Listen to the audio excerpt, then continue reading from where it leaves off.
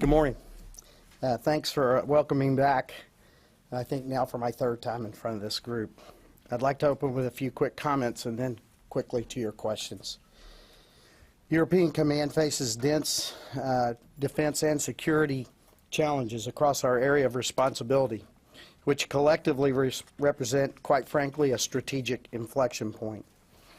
Of principal concern is the unwelcome return of nations using military force to coerce neighboring states in Europe, and clearly also an arc of increasing stability across the Middle East and Northern Africa.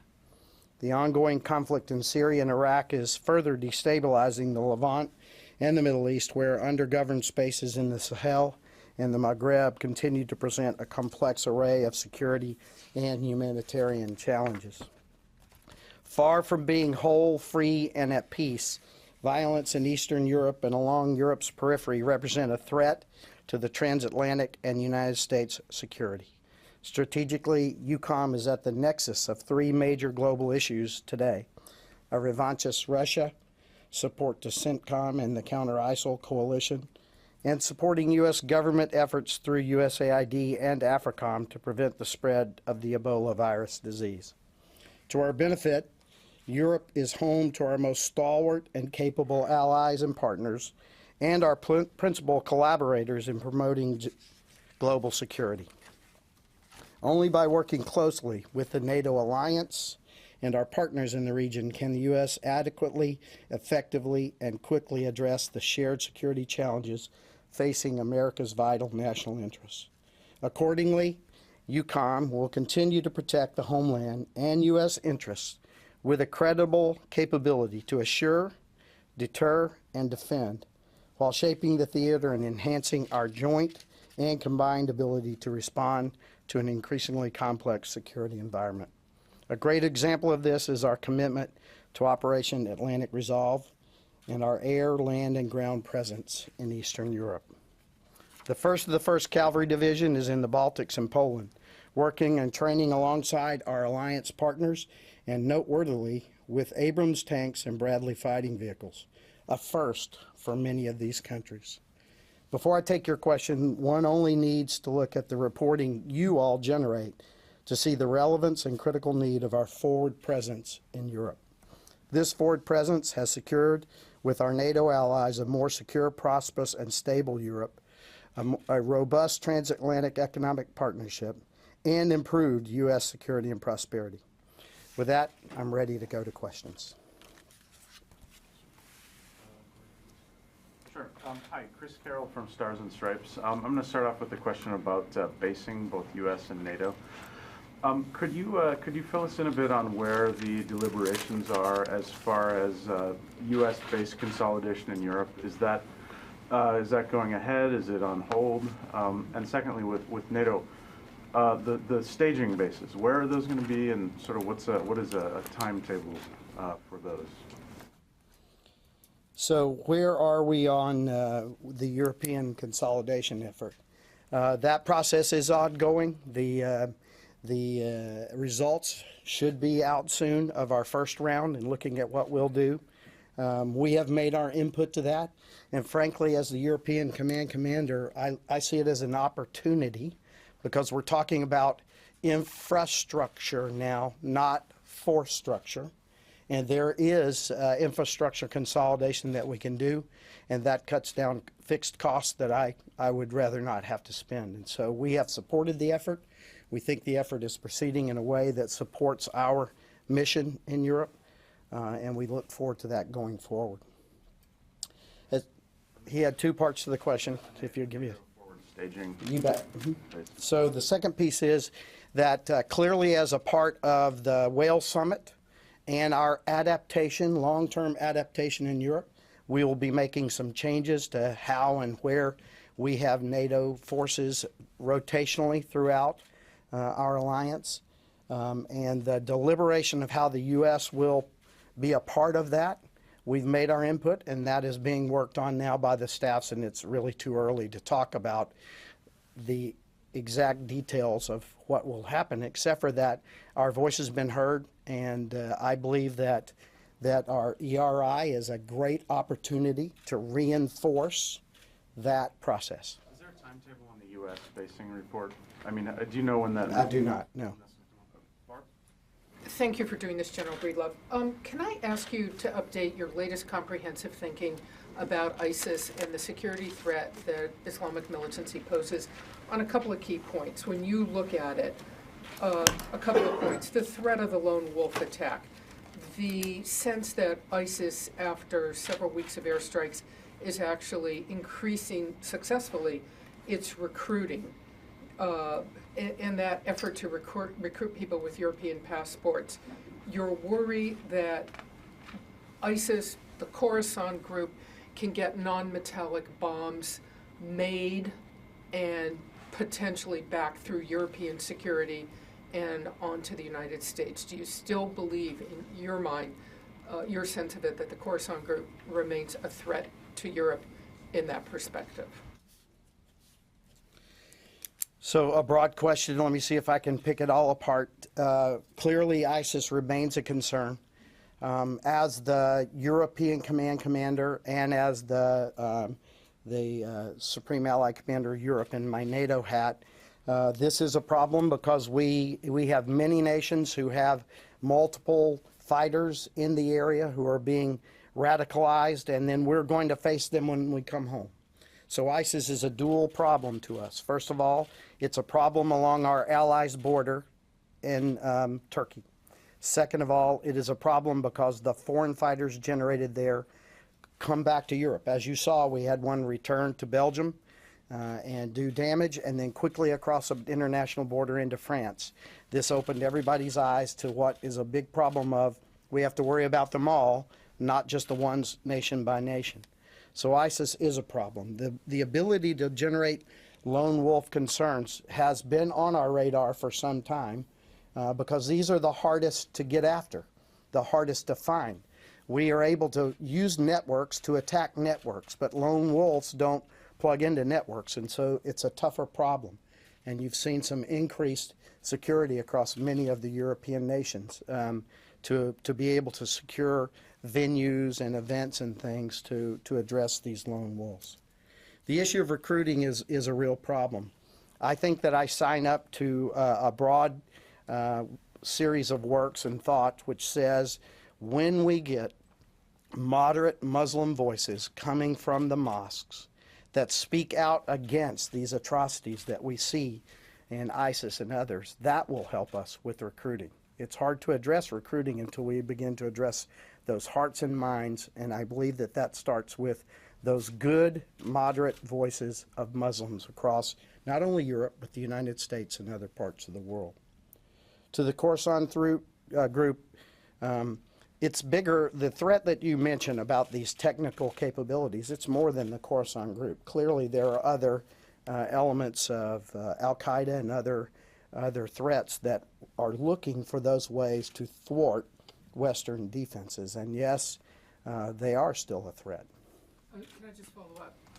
One, you believe the Khorasan group is still a threat? And second, if I could just ask you to go back, what are you specifically seeing since airstrikes began about ISIS recruiting in Europe?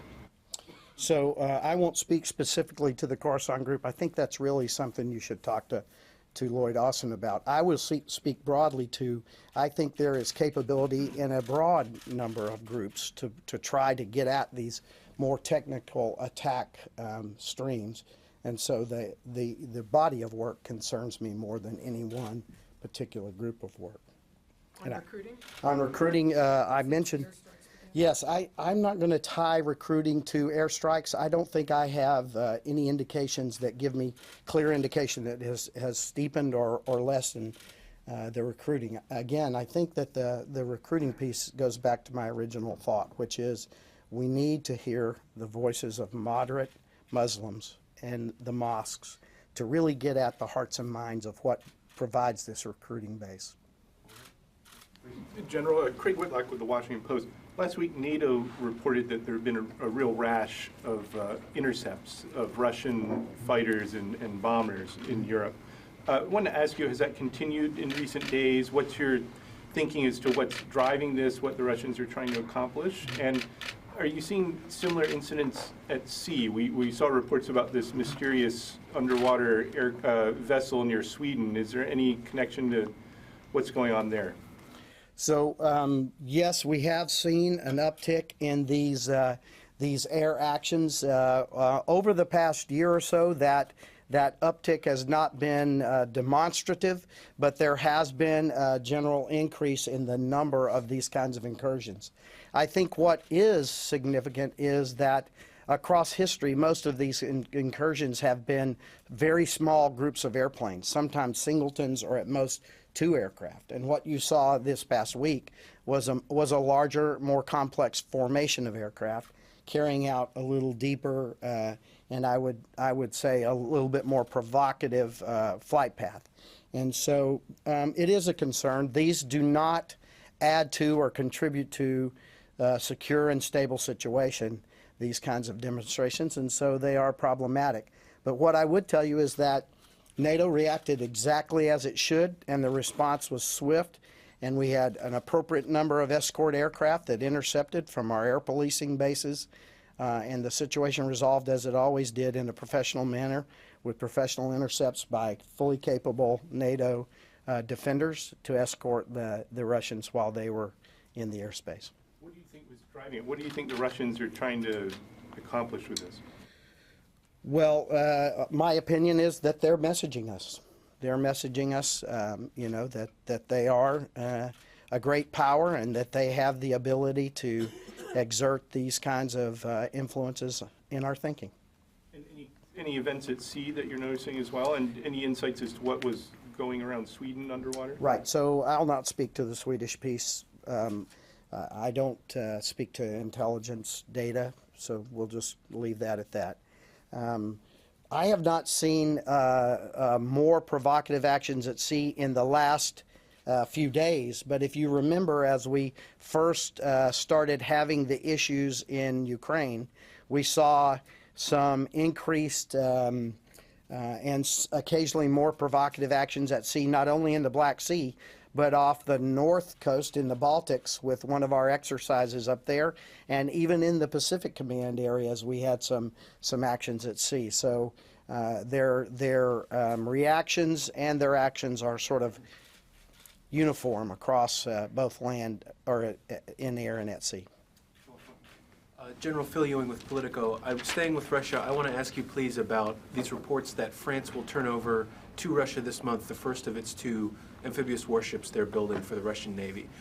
If, in fact, that goes ahead per the schedule, I'd love to get your take about what that will mean for the security situation, given what you just talked about with Russia's aggressiveness in trying to test, you know, NATO and the eastern periphery of the alliance. So we've seen these reports as well. I think it's really premature to discuss whether they will or they won't. There's a lot of speculation out there. What is important is that France is a great ally. We have discussed with them at the political level, and I have discussed with them at the military level with my U.S. hat and my NATO hat, our thoughts about these sales. France is a sovereign nation, and they'll make a sovereign decision as they go forward in this. They clearly have our thoughts. If they do get this ship and then the second copy, does it change their ability to project power, to influence their will, you know, at sea in the same way that they have in the Ukraine clearly, and also with these air operations you were just talking about? I'll not speculate. Let's just be factual. These are very capable ships. Joe? John, sir, you've always said that Turkey is a key player in NATO. I would like to hear from you how NATO now assess Turkey's role in battling ISIS. As you may know, we hear a lot of reports saying that the Turkish army in some way are allowing foreign fighters, thousands of foreign fighters, to flow into Syria every month. What is your information on that, and how do you assess Turkey's role in countering and battling ISIS? So you've heard me say before, Turkey is a great ally, and this is a long-term relationship. I personally have been going to Turkey and flying out of Turkey since 1983. And this is going to be a long relationship into the future. This is an important ally. And I think we also need to remember that Turkey is in a pretty tough neighborhood. To their north, the Black Sea and a revanchist Russia. To their south, ISIL and ISIS. So Turkey is in a pretty tough neighborhood right now and working to deal with it. I have no indications at all that Turkey is allowing any foreign fighter flows or allowing any facilitation of foreign fighters. I do know that they are working with us and other NATO nations to share those pieces of intelligence and tactics, techniques, and procedures to get after foreign fighter flows, because we know that all the nations around Syria and Iraq, these are problems for those nations, flows of these foreign fighters. So we are working together to address those things in NATO and bilaterally. Just a quick follow-up, sir. So you are denying that Turkey is allowing foreign fighters to flow into Syria. That's what I understand from you. Nope, I did not deny. What I said is I'm not aware. You're not aware. NATO has a role to defend Europe. Yes. NATO has a role to defend NATO first. Exactly. Okay. Do you know, could you share with us any information from where those foreign fighters are flowing into Syria?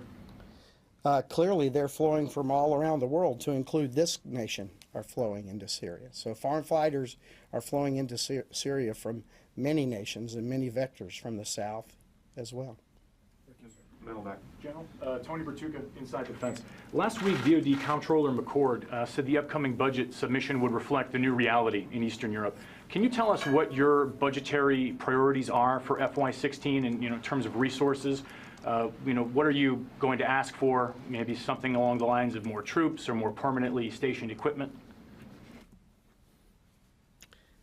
Thank you for that. So you've heard me at this podium say my first budgetary concern is that we take no further troop reductions in Europe. If nothing changes, there are still troop reductions planned for Europe based on the BCA and other budgetary decisions that have been taken. And future concerns will be what happens if sequestration is felt in its full force.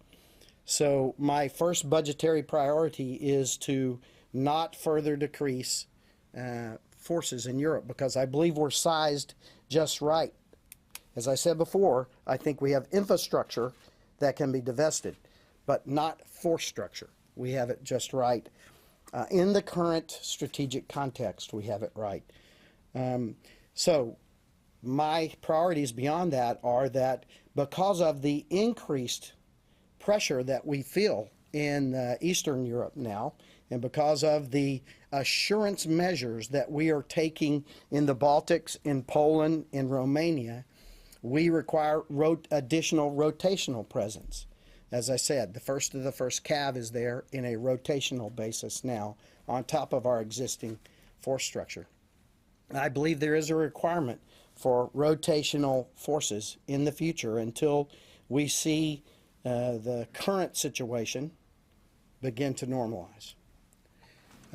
Additionally, I'm having discussions with the service chiefs about the possibility of forward-based equipment and supplies, as the Army calls them, activity sets, et cetera, in order to give us a more responsive capability if we were to need it in the future. So we are looking and having those discussions, and those would be high on my list.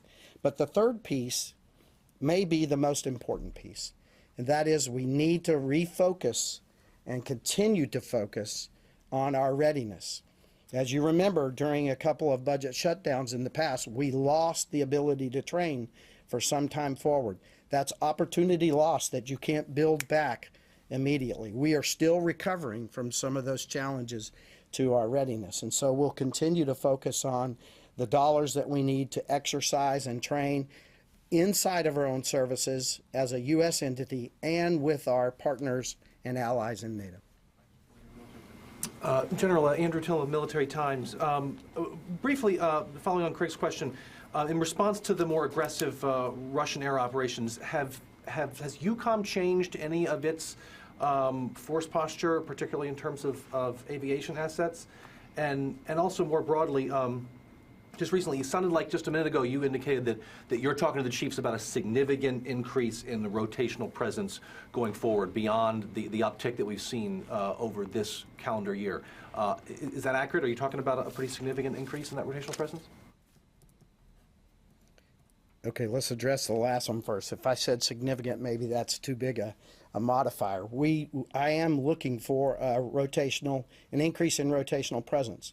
As we said, right now we've got the first of the first. We for the first assurance measures, we used a European force, the first of the 173rd, and they have now handed over the mission to a force coming forward from the United States. And what we're looking to do is work with the Army and other services to use their regionally aligned forces to get them forward, to get their experience forward, to bring that capability to interact with our partners and allies.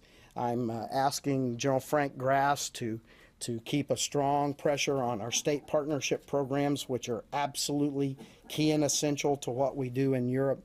So those rotational capabilities are very important. As far as force posture, distinct changes in aviation, not more than what you have seen. Clearly, we took some of our garrisoned aviation assets and pushed them forward into the Baltic air policing right off the bat. We have U.S. forces in that mission now, but it has also been joined by other NATO forces. So we're able to return our U.S. forces now back to their European garrisons, Lakenheath, Aviano, and other places. We are manning the Polish aviation debt a little more aggressively than originally planned. So we've added some presence in our C-130 rotation and F-16 rotations there, but these are not large changes in aviation force structure. General David Lerman with Bloomberg. Two questions on Russia. They just had separatist elections in eastern Ukraine. Any insight as to what impact those elections have had on the security situation in Ukraine? Any update on how many Russian troops are there or on the border? Do you see that increasing or decreasing right now?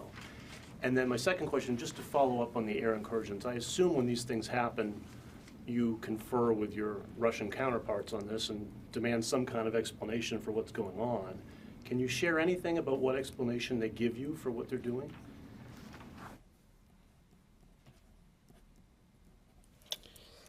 Okay, so the separatist elections were just yesterday, right? So we really haven't had enough time to see what sort of impact they would have.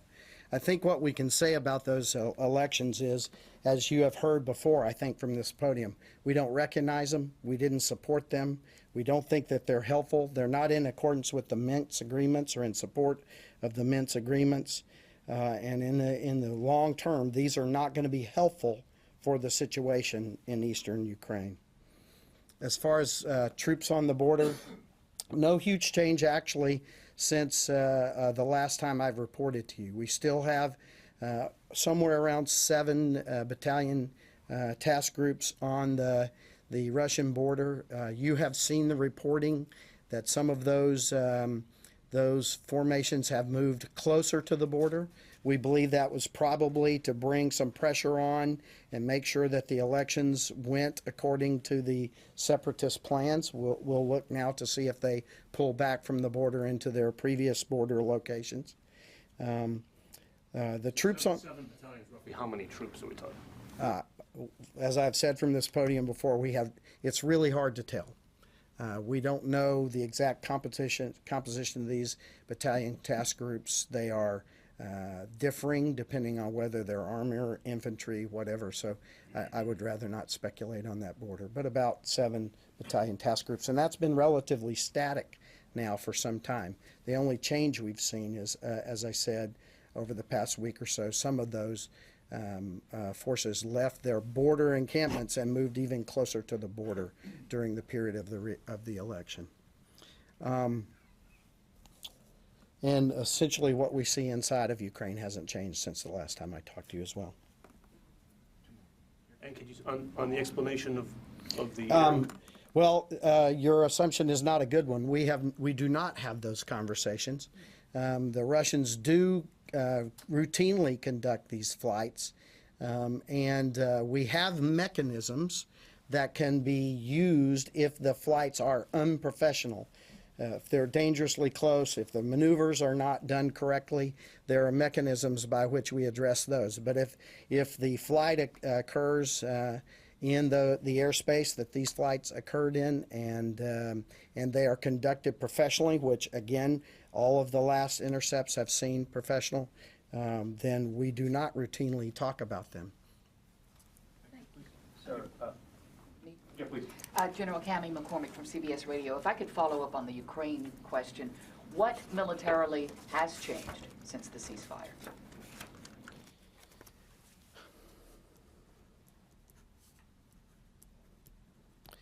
So first, you've heard me say that this is pretty much a ceasefire in name only. There continue to be sporadic engagements in and around the ceasefire zone. The second thing that I would say that has changed is we have seen a general trend towards a hardening of this line of demarcation and much more softening of the actual Ukraine-Russia border. The Ukraine-Russia border is wide open in these spaces. It is porous, completely porous. Russian equipment resupply, training flows back and forth freely across that interborder space. And so if anything, I would say what has changed is that the line of demarcation has become more, it's just become more defined, and the Ukraine-Russia border behind it has become completely porous. Have you seen more resupplying by the Russians since the ceasefire, or less, or about the same? Well, you've seen now a series of truck convoys going in and out of eastern Ukraine. None of those approved by the Ukraine government or monitored by the OSCE. We have another one that just hit the border yesterday. When I have not seen indications that it's across yet. I have seen reporting that it's across, but I have not seen my own indications that it's across yet. But Russia continues to resupply the Russian-backed separatists in eastern Ukraine. One last question, Lou. General Louis Martinez of ABC News. There was information earlier from NATO that there were actual Russian forces inside Ukraine, up to 4,000, I believe, was the number. Are those numbers still up? I apologize if that's too high. What numbers were you seeing of Russian forces inside Ukraine, and are they still active? And much earlier, the Russian government said they were pulling back these 17,000 troops. Pentagon spokesman told us there was some movement away from the border. Did the two correlate? I mean, or was it just? Yeah, let me debunk that 4,000 number very quickly. That I've never heard that reported. And in recent times, since the original incursion, which rolled back the Ukrainian forces and Russia's withdrawn forces, there's been nothing like that number in eastern Ukraine. So there was a time where you heard us report that there was as many as 18 battalion task groups on the border, and there was a withdrawal of many of those task groups. As I told you today, we think there's about 7 battalion task groups left on that border.